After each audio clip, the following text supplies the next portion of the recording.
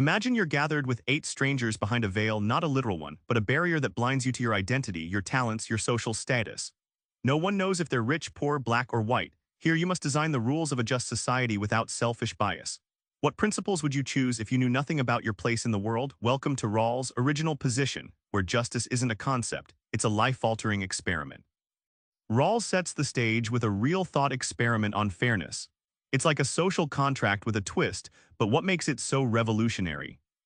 Rawls challenges us to imagine a group of people, strangers from all walks of life, tasked with creating a society's rules. But here's the catch. Everyone is behind a veil of ignorance.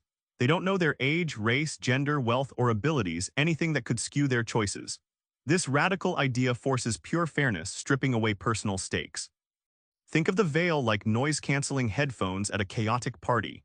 It drowns out all distractions, your ego, your advantages, your fears, letting you hear only the beat of fairness. Without knowing who you are, the choices you make must protect everyone, especially the worst off, because you might be them. The payoff: this resets morality and justice from self-interest to universal fairness. It's like hitting a mental reset button. You suddenly prefer rules that guarantee basic liberties and equality, not because you're altruistic, but because you might be on the losing end. Rawls rewires how we think about fairness through this experiment. Rawls rejects utilitarianism, the idea that the greatest good for the most is king. But why? His answer: a protective shield for individual rights. Utilitarianism says society's welfare trumps individual rights, sacrifice one for the many. Rawls saw this as morally dangerous. Imagine a town where one person is dragged under just because others benefit. Rawls insists, no, justice isn't sacrificing someone on the altar of majority happiness, it's protecting everyone's stake. Rawls introduces 2 key principles. First, equal basic liberties for all. Think free speech, vote, personal security. Second, social and economic inequalities can exist, but only if they benefit the least advantaged. It's like a seesaw balancing act where inequalities are justifiable only if they raise the floor, not just enrich the top. This shifts justice from abstract theory to a concrete shield around personal inviolability. Rawls writes, each person possesses an inviolability founded on justice that even the welfare of society as a whole cannot override. This means your rights aren't negotiable, no matter what a majority demands. Justice protects you first. Rawls doesn't stop at abstract principles. He revives the social contract tradition and makes it pragmatic, a tool for today's democracy.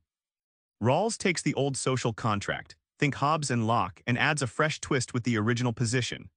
Instead of rulers and ruled striking deals out of power or fear, Rawls imagines a fair negotiation where everyone's voice counts equally. It's not just political theory, it's a mental blueprint for justice. Drawing on Rousseau's community spirit, Kant's moral autonomy, Emerson's individualism, and Lincoln's freedom promises, Rawls fuses powerful ideas into a practical compass. Each figure aimed for respect, dignity, and equality, but Rawls packages these into a clear system that survives the messiness of real life. The real insight: Rawls gives democracy a sturdy backbone. Justice as fairness isn't just idealism, it's a navigation tool for policy, law, and rights.